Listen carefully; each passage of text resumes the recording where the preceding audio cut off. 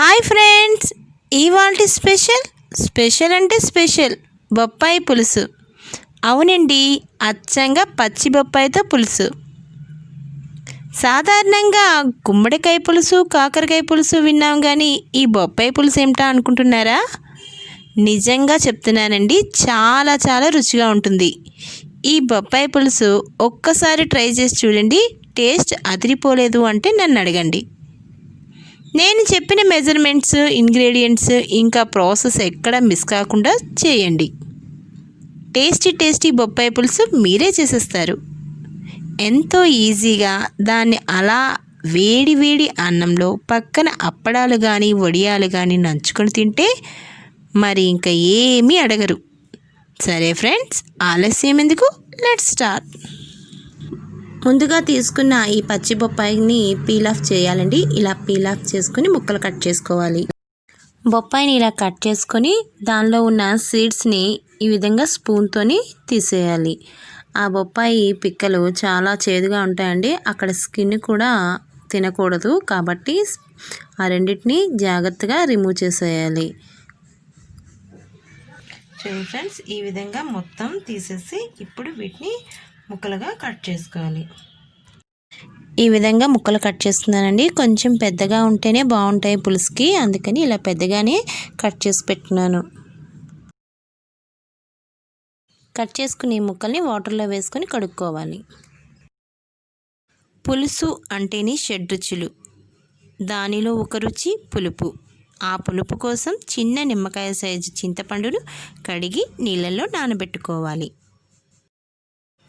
ఈ పపాయ పులుసుకు ముందుగా ఒక పేస్ట్ తయారు చేసుకోవాలండి. ఆ పేస్ట్కి కావాల్సిన ఇంగ్రీడియంట్స్ ఇవన్నీ. వీటన్నిటిని దోరగా వేయించుకొని పేస్ట్లా తయారు చేసుకోవాలి.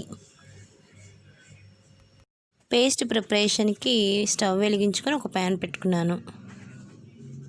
ప్యాన్ వేడెక్కిందండి. ఇప్పుడు ఒక్కొక్కటిగా వేసుకొని వేయించుకుందాం. ముందుగా మెంతులు, ఒక అర స్పూను మెంతులు. ఇవి అలా వేగుతుండగా ఇందులోని ఒక 2 స్పూన్ల పచ్చిశనగపప్పు, ఈ రెండింటిని కొంచెం వేయించుకుందాం. వేగుతుండగా ధనియాలు ఒక 2 స్పూన్ల వరకు తీసుకున్నానండి. 1 స్పూను జీలకర్ర,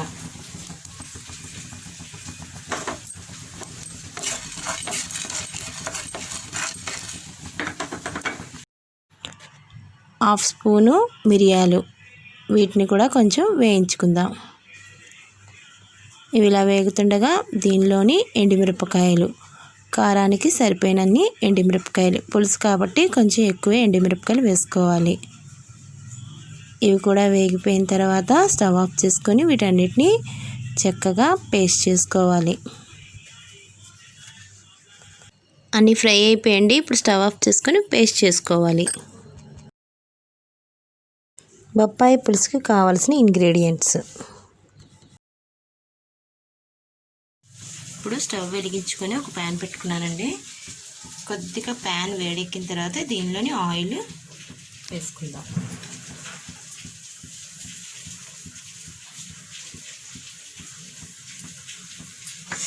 ఆయిల్ కొద్దిగా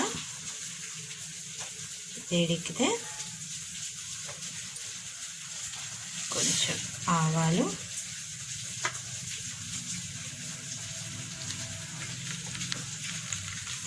కొంచెం జీలకర్ర వేయించుకుందాం.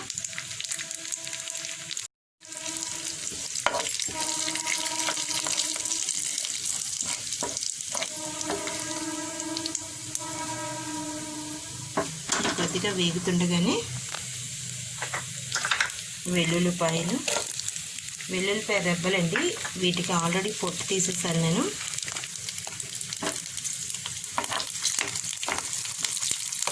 ఇదంతా చిన్న మంట మీదే చేసుకోవాలి. దీనిలో కొంచెం పల్లీలు,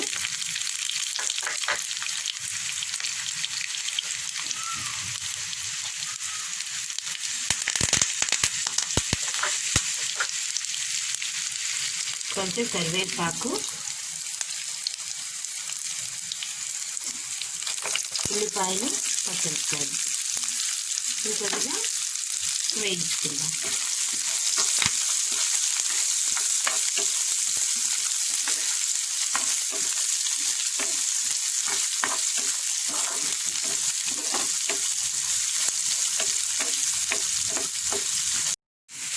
ఉల్లిపాయలు కొంచెం వేగాలండి. ఇలా కొంచెం ఉల్లిపాయలు వేగిన తర్వాత మనం ఆల్రెడీ గ్రైండ్ చేసుకున్న ఈ పేస్ట్ని ఇందులో వేసేయాలి. ఇది కూడా కొంచెం వేయించుకోవాలి.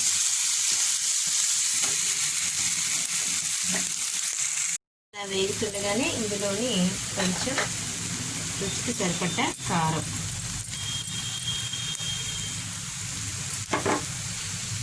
కూడా కొంచెం పచ్చివాసన పోయినంత వరకు వేయించుకోవాలి. కాస్త పసుపు,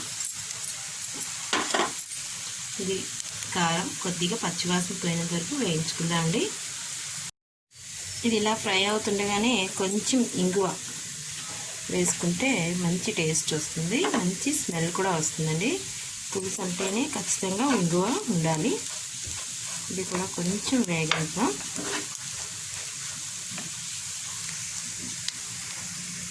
ఇప్పుడు వీటిలోని ఆల్రెడీ కట్ చేసి పెట్టుకున్న బొప్పాయి ముక్కలు వేసుకొని వేయించుకోవాలి. కొంచెంసేపు వేయించుకొని తర్వాత నీళ్లు వేసి ఉడకబెట్టుకోవాలి. అది 15 to 20 minutes టైం పడుతుందండి. ఇప్పుడు బొప్పాయి ముక్కలు వేసేసుకుని దీన్ని కొంచెం వేయించుకుందాం. వేయించుకున్న తర్వాత వాటర్ వేసుకొని 15 to 20 minutes ఉడకనివ్వాలి.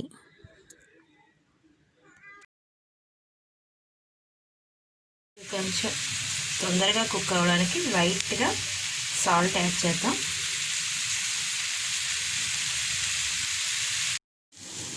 ఇప్పుడు ముక్కలు తడిసినంత వరకు వాటర్ని వేసుకుందామండి. ఇందాక ఆల్రెడీ మిక్సీ జార్లో మిగిలిపోయిన ఆ పేస్ట్లోని కొంచెం వాటర్ యాడ్ చేసి ఇలాగా యాడ్ చేసుకున్నాను.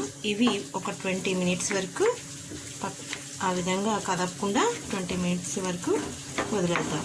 అప్పుడు అవి బాగా ఉడికిపోతాయి. ఇలా మునిగినంత వరకు నీళ్ళు వేసుకోవాలి. ఫ్లేమ్ని మీడియంలో అడ్జస్ట్ చేసుకొని ఒక మూత పెట్టుకొని 20 minutes వరకు ఉడకనిద్దాం. ఆల్మోస్ట్ 80% వరకు ముక్కలు ఉడికిపోయండి. ఇప్పుడు దీనిలోని మనం ఆల్రెడీ తీసి పెట్టుకున్న చింతపండు రసాన్ని కూడా యాడ్ చేసుకుంటే ఆ చింతపండు రసంలో మిగిలిన 20% అది ఉడుకుతుందన్నమాట. అందుకని ఇప్పుడు ఈ ఆల్రెడీ తీసుకున్న చింతపండు రసాన్ని ఇందులో యాడ్ చేసేసుకుందాం. చూడండి, చాలా కలర్ఫుల్గా ఉంది. ఇది మీడియం ఫ్లేమ్ మీదే ఉడకనివ్వాలి. ఇదే టైంలో కొత్తిమీర కూడా యాడ్ చేసుకుంటే మంచి ఫ్లేవర్ అనేది వస్తుంది.